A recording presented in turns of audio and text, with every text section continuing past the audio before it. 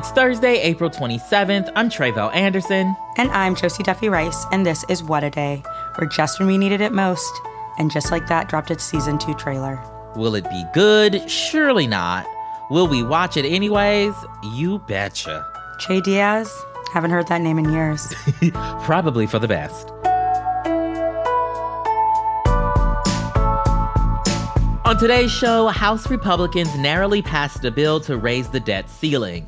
Plus, if you have some spare cash laying around, now's your chance to try to buy Freddie Mercury's mustache comb. But first, on Wednesday, Disney sued Florida Governor Ron DeSantis in federal court, claiming that the governor and the 5-member board that oversees Disney World had engaged in a, quote, targeted campaign of government retaliation. It was an escalation in the conflict between DeSantis and Disney, which is largely over Disney World and the surrounding area, where the company has self-governing powers. We've been following this kind of, tit-for-tat situation with Disney and DeSantis for a little bit. But for those who don't remember, let's rewind a little bit. How exactly did we get here? I think it all begins with Ron DeSantis being the pettiest person on the planet, is my current operating theory. It's been a long and arduous journey. It has somehow resulted in me rooting for the corporate behemoth that is the Walt Disney Company. And it all started about a year ago, last March, after DeSantis signed into law the Don't Say Gay bill, which we talked about a lot on the show, explicitly anti-LGBTQ law that restricted schools from discussing sexual orientation and gender identity. For weeks after DeSantis signed the bill, Disney actually stayed pretty quiet. Mm-hmm. But eventually, after their employees and the community spoke out, they also spoke out against the bill, right? Stating that, quote, our goal as a company is for this law to be repealed by the legislature or struck down by the courts. So after that, as everyone can imagine, DeSantis handled it great, like a real adult. He definitely did, right? He immediately sent out a fundraising email saying, quote, if Disney wants to pick a fight, they chose the wrong guy. Very big-chested of a comment there, very bold of him. About Disney World, by the way. We're talking about Disney World. Okay, so that was a year ago. What has happened since then? Other than Ron DeSantis referring to the company almost exclusively as woke Disney. Yeah, which, by the way, is not a good nickname. It's just saying woke before the company. It's not smart. He's basically spent the last year doing whatever he kind of can to strip Disney of its self-governing powers, which it's had for 50 years. So Disney basically controls the area immediately surrounding Disney World, and Ron DeSantis is basically trying to stop that. In February, he signed legislation that allowed the state to take control of that area that Disney currently runs, and instead he handed control over to a, quote, tourism oversight board that DeSantis handpicked. Unfortunately for the governor, the area's outgoing leadership at the time signed a development deal that reduced DeSantis' ability to take over the area by giving Disney, and I quote, authority until at least 21 years past the death of the last surviving descendant of Britain's King Charles III. You may be wondering, why would they do that? And it is because of the dumbest legal principle on earth called the rule of perpetuities. It has been around for a gazillion years, and for some reason, it still comes up. Apparently once every, I don't know how many years, because I haven't heard it since law school. It's also really interesting, the whole, Britain's King Charles III. How he get into this? He's why am I in it? Very that. Right. So, obviously, I'm sure DeSantis wasn't happy about that. He was not happy. He was not expecting it. And has basically been pushing back since. And so on Wednesday, he and his handpicked board voted to invalidate that agreement, the 21 years, King Charles, King William, King whatever, Arthur, Louis.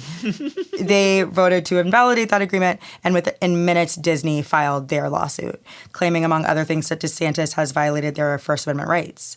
And this lawsuit does not mince words. It says, quote, this government action was patently retaliatory, patently anti-business, and patently unconstitutional, but the governor and his allies have made clear they do not care and will not stop. It also stated that, quote, Disney now is forced to defend itself against a state weaponizing its power to inflict political punishment. Yeah, I'll just repeat that thing you mentioned earlier about us now rooting for the House of Mouse. Who would have thunk it? I certainly would have. My whole paycheck goes to their toys, and I'm furious that I'm now rooting for them. Okay, so now what? What happens after this point? So now a district judge will hear the case, though I suspect this will not be the end of it. This will certainly be appealed and maybe even go to the Supreme Court. But for now, DeSantis has kind of an uphill battle because this case is going to U.S. District Judge Mark Walker in Tallahassee, Florida, who was appointed by Obama and has already struck down some of DeSantis's political stunts in the past. He even called some of his legislation, quote, positively dystopian. It's going to be a tough one. I do want to say that the Disney deal is weird. It is weird that Disney, has a deal with the state where they get to just run a city. It doesn't make a lot of sense to me structurally. However, DeSantis has managed to find the most depraved, horrific, immoral reason to push back. And so once again, here I am standing arm in arm with Mickey Mouse, I guess. Life comes at you very fast. I think I love or hate that for us. Not really sure. In other anti-LGBTQ news, that is the sound of Montanans earlier this week demanding that the Republican leadership of the state's House of Representatives allow Democratic Representative Zooey Zephyr to speak. She's been effectively silenced, and just yesterday, the House decided to, formally show their ass, voting to censure her for the duration of their session. As we've mentioned on the show, Zooey became the first openly transgender person to be elected to Montana's state legislature last year, but she has been blocked from speaking during the House's current session since last week when she rightfully told her colleagues who were supporting a bill to ban gender-affirming care for young people that they would have, quote, blood on their hands. I'll remind everyone under the sound of my voice that the health care that some trans people require is not only supported by literally every major medical association, but it is also life-saving. But of course, Republicans don't care about any of that, and those in Montana's House of Representatives accused Zooey of violating decorum and using accusatory language. And because she refused to apologize, they've voted to punish her. Here is Zooey speaking from the chamber floor yesterday. I have had friends who have taken their lives because of these bills. I have fielded calls from families in Montana, including one family whose trans teenager attempted to take her life while watching a hearing on one of the anti-trans bills. And in that hearing, our caucus pleaded with the Republican chair of the Judiciary Committee to not allow certain testimony, to keep decorum. And we were told a lot of people have a lot of opinions on these things. So when I rose up and said, there is blood on your hands, I was not being hyperbolic. I was speaking to the real consequences of the votes that we as legislators take in this body. And when the speaker asks me to apologize on behalf of decorum, what he is really asking me to do is be silent when my community is facing bills that get us killed. He is asking me to be complicit in this legislature's eradication of our community. And I refuse to do so, and I will always refuse to do so. So just tell us a little bit about what this vote means. So the Montana House voted 68-32 to censure Zooey, which means she is banned from attending or speaking during floor sessions. She will be allowed to vote on measures, but only remotely, and this will last through the end of the current session, which is May 5th. But, what's particularly insidious about this is that, while they are literally silencing Zooey, they are also passing bills to harm trans people and queer folks in the state. Not only did the bill that led to Zooey being silenced pass, but so did one that legally defines sex in binary terms based on if a person produces eggs or sperm.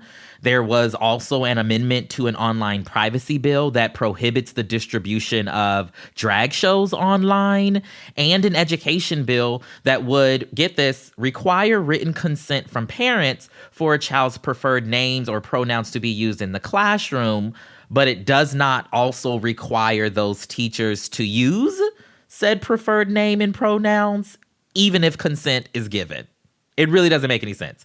And we've been saying that trans and queer people nationwide are experiencing a legislative assault, and this is yet another example of that. Right, and reemphasizing what you said, Zooey has been told at this point she can't talk. She just has to sit there silently as they pass bill after bill after bill. I mean, it reminds me of what happened just a couple of weeks ago in Tennessee with the Justins. Yeah, right. Those racist Republicans in Tennessee's House voted to expel state representatives Justin Jones and Justin Pearson about 3 weeks ago for using a megaphone on the chamber floor during a gun reform protest. Though both of them have been reinstated, I think it's safe to say, right, that we're seeing a pattern of behavior in Republican-controlled state legislatures where if they don't agree with somebody or if they don't like how someone attempts to hold them to account, they're gonna do what they can to silence and or remove them.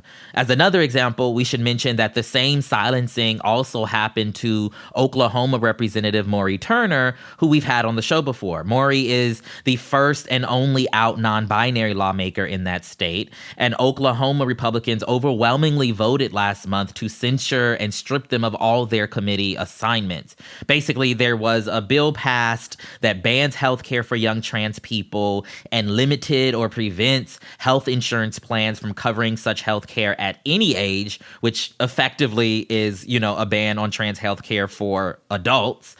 In outrage, a trans person threw water on a Republican lawmaker and resisted being detained by an officer.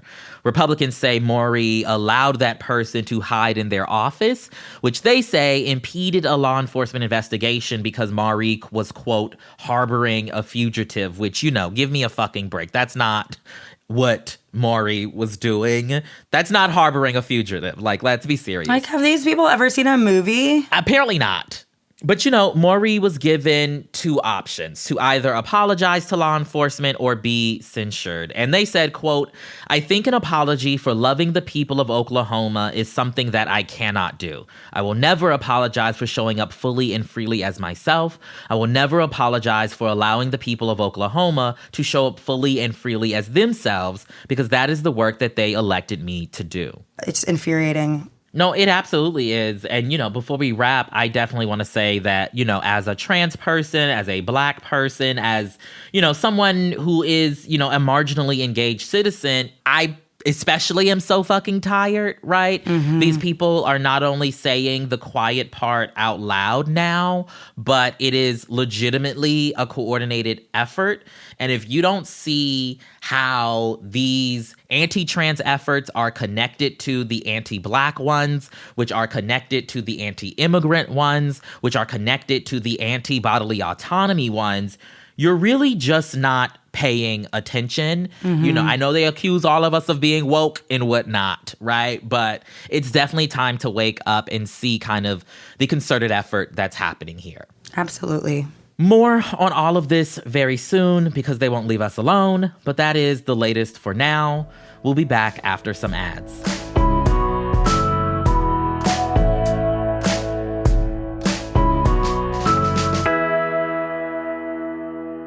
What a Day is brought to you by bookshop.org. Okay, as Tre'vell's co-hosts and their biggest fans, we are obligated to remind you that their book, We See Each Other, A Black Trans Journey Through TV and Film, is coming out in just 2 weeks, and you can pre-order it using our favorite online bookstore, bookshop.org. In fact, I went to bookshop.org the other day, and Tre'vell's book was featured on the homepage. Whoa, so that's exciting. It was very exciting.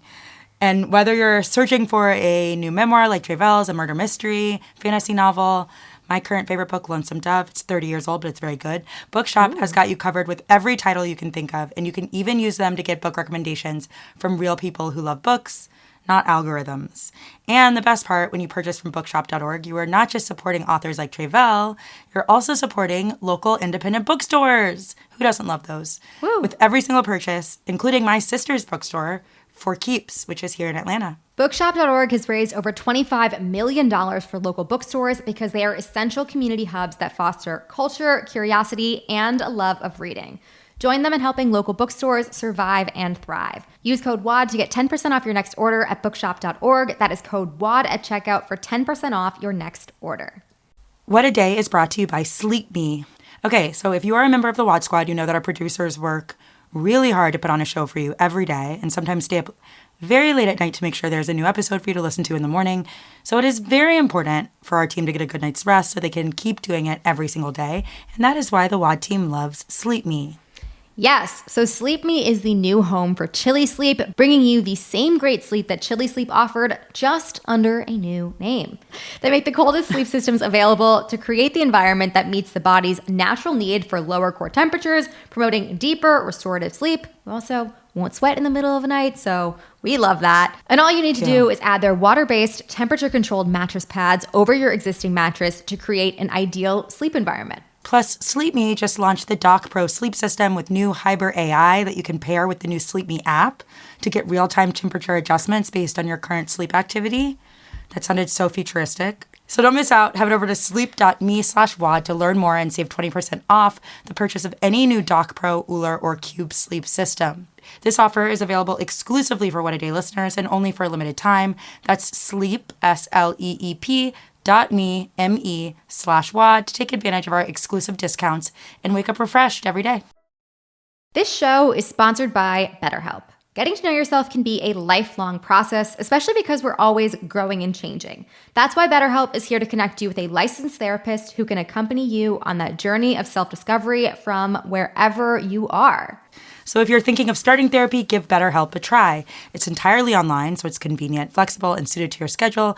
All you have to do is fill out a brief questionnaire to get matched with a licensed therapist, and you can switch therapists anytime for no additional charge until you find the perfect fit for you. Discover your potential with BetterHelp. Visit betterhelp.com/WAD today to get 10% off your first month. That is BetterHelp, HELP.com/WAD. Let's wrap up with some headlines. Headlines. House Republicans yesterday narrowly passed a bill that would raise the national debt ceiling by $1.5 trillion for about a year. The legislation was approved in a very close 217 to 215 vote, largely along party lines, and as expected, with more strings attached than Snoopy at the Macy's Day Parade. As we've discussed on the show before, the bill, led by House Speaker Kevin McCarthy, also calls for big spending cuts and policy changes.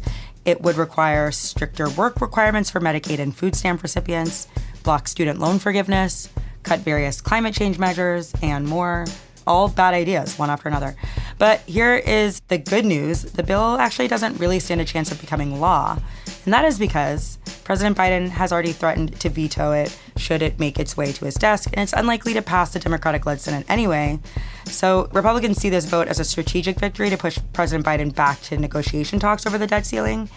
But meanwhile, as House lawmakers discussed the legislation yesterday, Biden told reporters, quote, "I'm happy to meet with McCarthy, but not on whether or not the debt limit gets extended. That is not negotiable." Now for an update from Sudan, where two rival Sudanese commanders have been battling since April 15th, which has left over 500 people dead and 4,200 wounded. Fighting in the nation's capital of Khartoum reportedly continued yesterday, despite a 3-day truce announced by U.S. Secretary of State Antony Blinken earlier this week, though there are indications the ceasefire could be extended.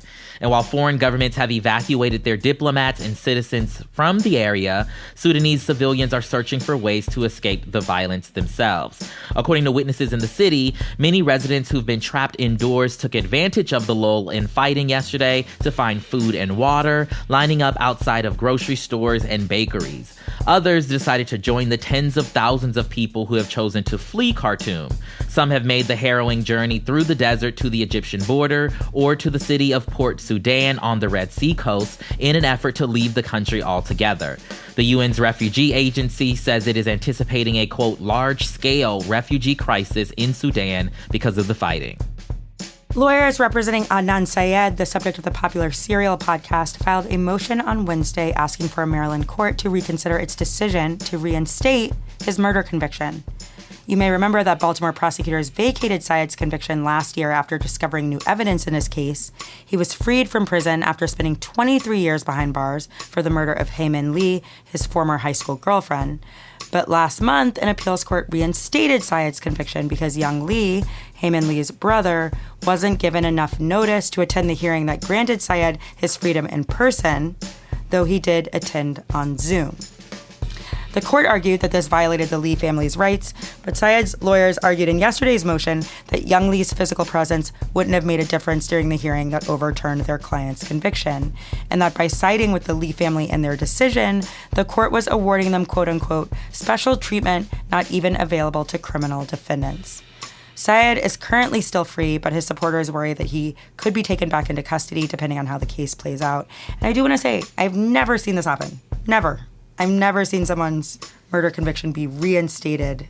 It's really quite nuts. Super odd, because he was there virtually. Right. Like, what would his physical presence change? Mm-hmm. Turns out when they're not busy being flagrantly shady individuals, the Supreme Court justices have also been hearing cases. The Supreme Court on Wednesday seemed poised to side with a 94-year-old woman who is suing a Minnesota county for selling her condo and pocketing all the profit just because she forgot to pay a small property tax bill. The case dates back to 2015 when Geraldine Tyler lived in Hennepin County. At the time, she owed the county $2,300 in property taxes plus interest. So, to settle the debt, the county seized her one-bedroom apartment and sold it for $40,000, aka much more than what Tyler owed.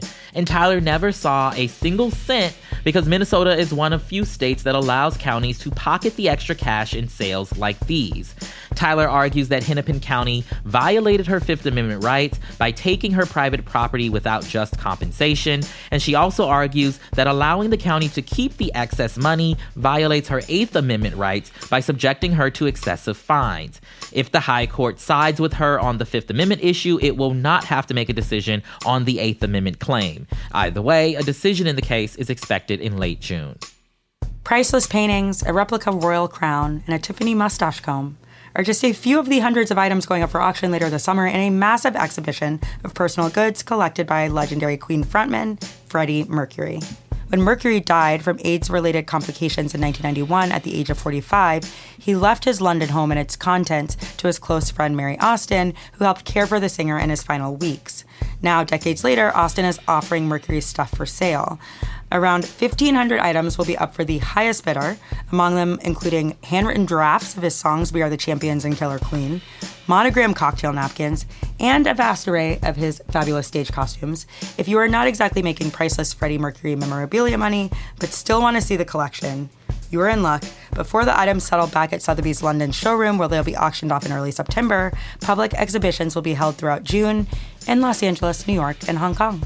You know, I want to make some sort of joke or something about, the people who might try to, get something from this auction, but I can't talk because I participated in a recent auction myself for Andre Leon Talley, so I will just sit here and mind my business. I'm thrilled for your auction success. I have an auction that I want to experience in May for this random writer I like from the 1980s that I will probably be the only person there. And so I might be with you very soon. And those are the headlines.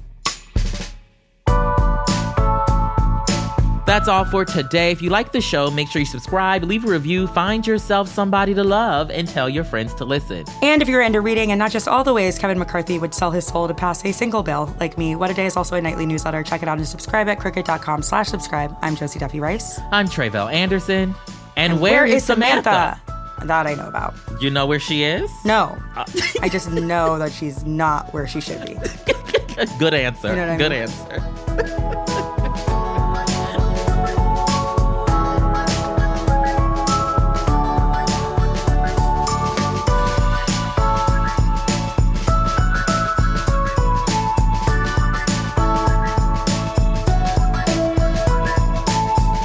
What a Day is a production of Crooked Media. It's recorded and mixed by Bill Lance. Our show's producer is Itzy Quintanilla, and Raven Yamamoto is our associate producer. Jossie Kaufman is our head writer, and our senior producer is Lita Martinez. Our theme music is by Colin Gilliard and Kashaka.